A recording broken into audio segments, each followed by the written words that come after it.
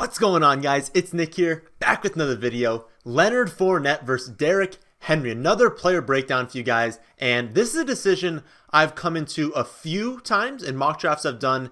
And this is typically around that late second to early third round range, more typically in the early third round. As of starting this video, I have Leonard Fournette as my running back 16 and Derrick Henry as my running back 17. So we'll see if that changes after I break down each player. But let's start things off with the stat of the day. Today's stat: among running backs that saw 8+ defenders in the box on at least 14% of their carries, who had the highest efficiency rating? All right, let's begin this breakdown with Leonard Fournette. And the main concern people have with him is his injuries. He's missed 34% of his career games due to injuries and then the team suspension. He suffered a knee bruise, multiple ankle sprains, which is the big one, a quad bruise, and 2 pulled hamstrings. Now, his most concerning, like I just alluded to, is the ankles. All of the other injuries he's recovered from and aren't going to affect him going forward. Could he pull the hamstring again? Absolutely. But all of those other injuries I just mentioned are not going to affect him this season unless he suffers a separate injury. But the ankle is something he seems to be struggling with. Ultimately, he's healthy as of right now. He's not coming off a major injury like an ACL or an Achilles. So unless he gets hurt again in camp, he should be 100% to start the season. Does he finish the season 100%? Honestly, if history tells us anything, probably not.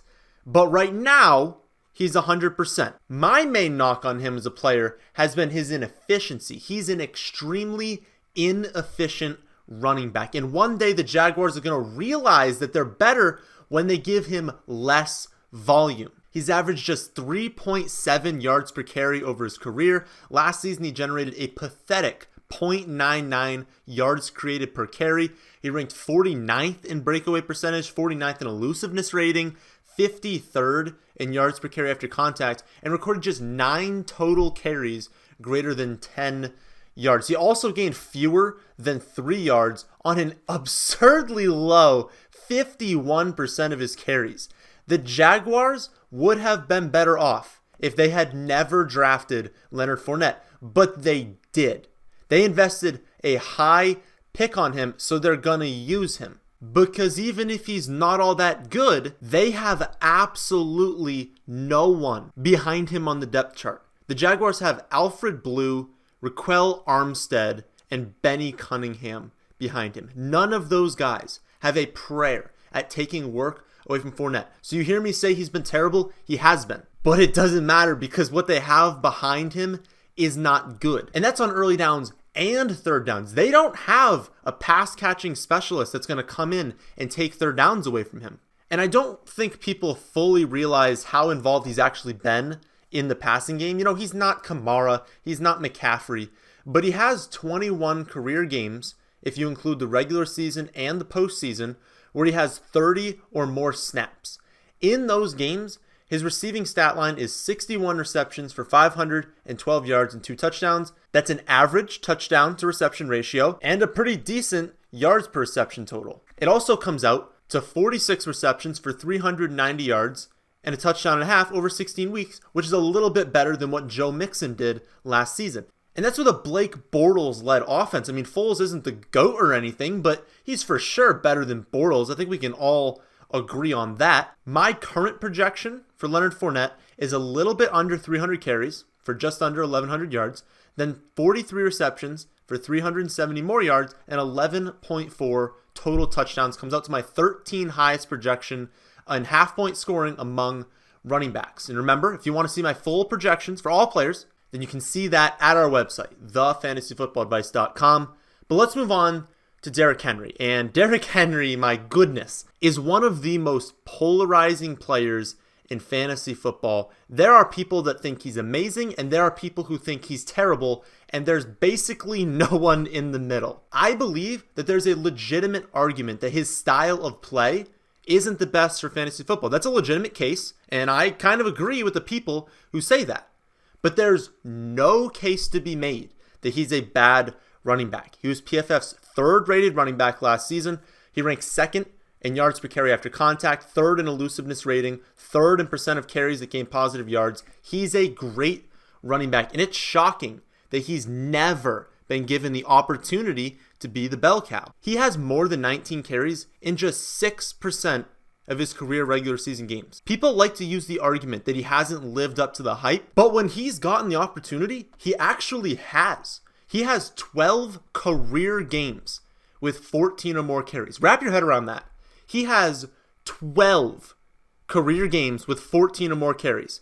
What's his average stat line in those 12 games? 19.8 carries for 104 yards and a full touchdown, with only one reception for 14 yards. Put that into a full season. It's 317 carries for 1,670 yards, 16 touchdowns, and then 16 receptions, 234 yards, 1.3 touchdowns, or 302 half PPR points would have sandwiched him last season between Alvin Kamara and Ezekiel Elliott. He has absolutely produced when he has been given the opportunity to produce. Since 1991, there have been just 4 running backs with at least 2,290 rushing yards on fewer than 525 carries before their age 25 season. Henry is one of them, and he has the most touchdowns on that list by a mile. He's 6'3", 250 pounds, yet he clocked in as the 12th fastest ball carrier last season, running faster than Robert Foster, Curtis Samuel, Robbie Anderson, and Deshaun Jackson, thanks to his 97th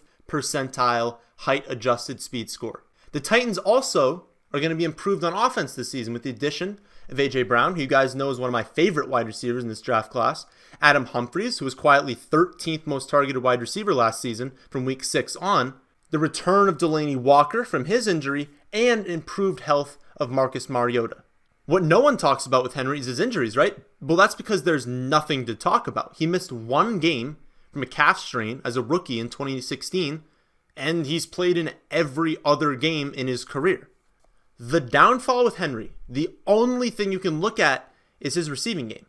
He's been held to 2 or fewer targets in 91% of his career regular season games. That's awful. That is so bad for fantasy football. And while his role will be lessened this season, Dion Lewis is still there. They are, without a doubt, going to give him less volume. They've come out and said this much. And this isn't them just coming out to throw us off the trail. He was bad last year. He just didn't work in their offense. Anyone who watched them play last year knew that they were a much better team when they were feeding Derrick Henry and not featuring Dion Lewis. That's why they phased him out of the offense down the stretch and started going more heavily with Derrick Henry. But he's still there. He's still going to come in on third down situations and have a pass catching role to take volume away from Derrick Henry. Because of this, Henry's going to be a little bit more volatile than we would like, but he comes with massive weekly upside in any format, and I wouldn't be shocked if he led the league in rushing yardage and rushing touchdowns. My current projection for Derrick Henry is 296 carries, 1,356 yards, and 11 rushing touchdowns, but only 18 receptions for 180 yards in the receiving game. That's my 14th highest projection among running backs, although it's worth noting that it's less than 3 points behind Leonard Fournette, so there's really no difference there. I mean, that's legitimately one reception for each guy, flip-flops those projections. So who do I pick? Both of these running backs come with their own set of question marks. Fournette has missed 34% of his career games due to injury and suspension, and he's been at the bottom of the league in efficiency stats when he can even stay on the field. Henry, on the other hand, has never had injury problems, but there's the fact that we just haven't seen the Titans give him any real workload. Plus, he's a 0 in the passing game, so he needs the elite volume to succeed in fantasy. When it's this close, I like to lean on my projections, but they both come out as values and they have nearly identical point totals. Ultimately, the decision on who to draft should come down to whether or not you believe the Titans will give Derrick Henry 18 to 19 carries a game. If you believe that they will, then Derrick Henry is the better choice between the two of them. However, if you personally do not believe this, you think they keep him in that 13 to 14 range per game, then you should be drafting Leonard Fournette over him. I do believe personally that they will give him the carries he deserves this season, which is why I have adjusted my rankings to have Henry at 16 and Fournette one spot behind him at 17. I do want to note that I do still like Marlon Mack ahead of both of them, and that they still are in my third tier behind guys like Cook and Connor and Bell and Gurley, Chubb, Mixon, behind all of those guys in a separate tier. But in the early third round, I'm targeting Henry over Fournette in standard and half-point leagues. However, in full-point leagues, the edge kind of does have to go to Leonard Fournette because you just need some sort of involvement in the passing game under that format, and Fournette does have a much bigger ceiling in full PPR. So remember, you can download my rankings, my projections, player notes at our website, thefantasyfootballadvice.com. But that's the end of this one. I hope you did enjoy. If you did, how about hitting that like button? How about subscribing if you're new here? But thanks for watching.